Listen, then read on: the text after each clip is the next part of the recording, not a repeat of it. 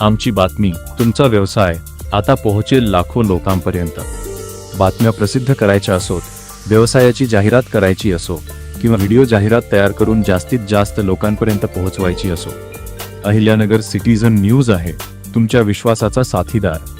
तुमच्या बातम्या आणि जाहिराती आमच्या डिजिटल प्लॅटफॉर्मवरून हजारो नव्हे तर लाखो प्रेक्षकांपर्यंत पोहोचवा। आजच संपर्क करा 9423182211 9422641963।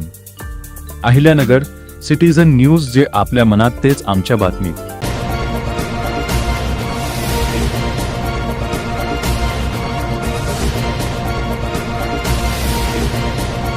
अहिल्यानगर सिटीझन न्यूज, जे आपल्या मनात तेच आमच्या बातमीत। कोपरगाव तालुक्यातील रस्त्याची अवस्था दिवसेंदिवस बिकट होत चालली असून खराब रस्ते, मोठमोठे खड्डे, उडणारी धूळ आणि अपूर्ण कामामुळे नागरिकांचा जीव धोक्यात आला आहे। या समस्येकडे प्रशासनाचे आणि सार्वजनिक बांधकाम विभागाचे दुर्लक्ष होत असल्याचा आरोप स्थानिक नागरिकांकडून केला जात आहे।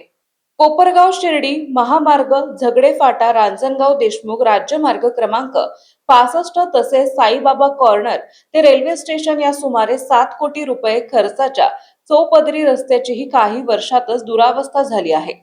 ठिकठिकाणी मोठमोठे खड्डे पडले असून रस्त्याच्या कडेला उडणाऱ्या धुळीमुळे वाहन चालक आणि पादचाऱ्यांना मोठ्या त्रासाला सामोरे जावे लागत आहे। सावळे विहीर लासलगाव रस्त्याच्या कामाला अपेक्षित गती मिळत नसल्याने अपघाताची मालिका सुरूच आहे। कोट्यवधी रुपये खर्च करून तयार करण्यात आलेले रस्ते काही महिन्यातच उखडल्याने नागरिकांमध्ये तीव्र नाराजी आहे।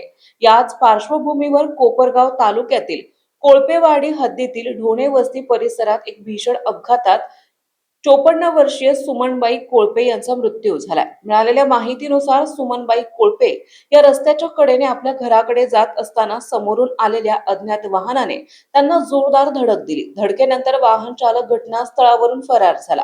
अपघाताची माहिती मिळताच परिसरातील ग्रामस्थांनी तातडीने घटनास्थळी धाव घेतली आणि पोलिसांना माहिती दिली।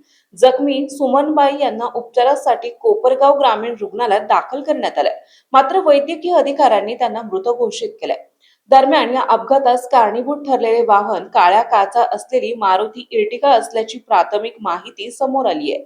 हे वाहन परिसरातील काही सीसीटीव्ही कॅमेऱ्यांमध्ये कैद झाल्याची माहिती मिळत असून पोलिसांकडून अज्ञात वाहन आणि चालकाचा शोध सुरू आहे। या घटनेनंतर परिसरातील नागरिकांमध्ये संतापाची लाट उसळली आहे।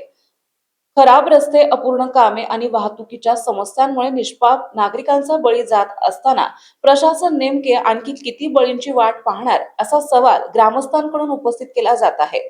महामार्गावरील अतिक्रमणे, अपूर्ण रस्त्याची कामे आणि वाहतूक कोंडी यामुळे या मार्गावर प्रवास करणे धोकादायक बनले आहे।